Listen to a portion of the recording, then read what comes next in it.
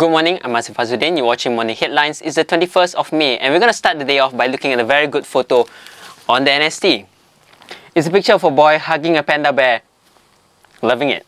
Now, what has happened here is that the pandas have finally arrived. Now, this is carried by the Star on their front page. So, the two panda bears, Feng Yi and Wah, which is China's diplomatic ambassador to Malaysia, has finally came to our shores. Now, if you check over inside in the Star, they have a very nice infographic. And all you need to know about panda bears right in the middle page. Now, of course, Malay Mail has also come out with their own infographic. Not as impressive, but nicely done as well. There you have it. All you need to know about panda bears, if you're a fan. But in more serious news, the Star also covers the death of Sister Julianna Lim, who was last week robbed in front of the church in Seremban. Now, she has recently just passed away, and apparently the robbery case has now turned into a murder case.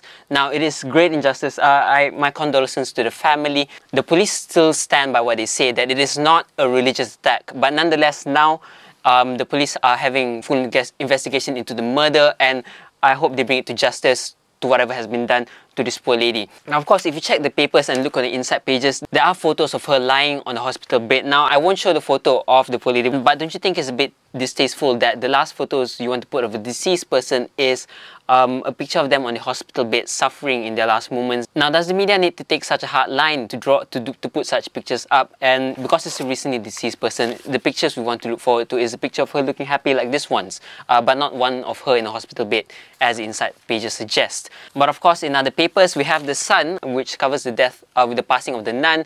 But also on the bigger story here is the martial law, which has already been imposed in Thailand. Now, it's not cool, mind you, but it's martial law. So what's happening here is that the military has imposed security measures in the country. Now, a travel warning has already been issued. So if you're planning to go to Hatyai or Bangkok, where these hotspots are, it's greatly suggested that you don't. But if you want to go to Chiang Mai, I think it's still fine, as long as you're away from these crisis hotspots. Quite a big story happening on shores. What is the future of Thailand's politics? Now, Berita Harian also runs a picture of talking about Thailand just a bit there. But another story here is apparently an exclusive on the ruling on tinted windows on cars. Now, apparently there's going to be a workshop which will be conducted exploring the ruling and maybe also proposing an amendment onto this ruling. Now, if you check the report inside, apparently the only people allowed to have tinted windows are those related to the royal family themselves, army and police officials, right? Apart from that, it's apparently illegal, and operations to crack down on this tinted windows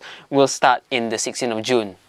There you go. Moving on to the political spectrum of our country, we have Sinar Harian, the only paper today which is running a political front page. Now, and they're talking obviously about Dyana Sofya, who is now running for candidacy in Teluk Intan. Now, Dyana Sofya has been the interest of the media since the last week, and all sorts of criticisms has already been thrown to her. You name it, sexist, racist. But I think the fact is, the thing which concerns us most of all is the fact that these criticisms do not go away from the fact that she is just a pretty face running for DAP. Now, the problem here is that these commentaries don't get past the fact that she's a pretty face slapped on the DAP poster. In fact, if you flip over inside to Sinar Harian, there's a commentary page talking just about that, talking about how pretty she is, but not really exploring the detail of whether or not she can run for the candidacy, whether or not she has enough caliber for it. But there you have a very sexist headline, "Tak selamat kalau mimpikan Dyana." So you know, is the media treating her no more than a pretty face slapped on a DAP poster?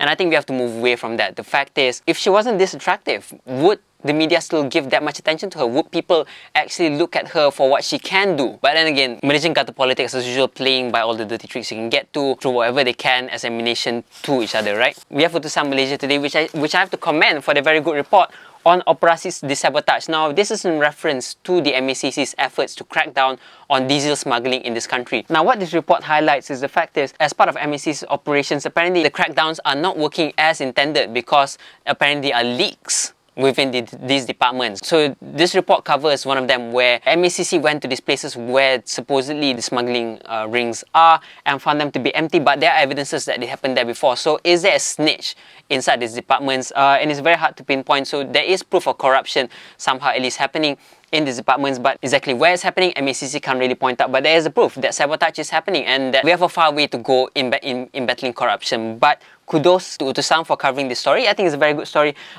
which is far from their usual political ones. Now, in other stories, Malay Mail runs a huge page dedicated to talking about masks. So here you have the headline here, "Let masks fly freely, says Nur Jazlan." Now, Nur Jazlan, the Pulai MP, has suggested privatization for masks, which has already been ailing for the past 6 years.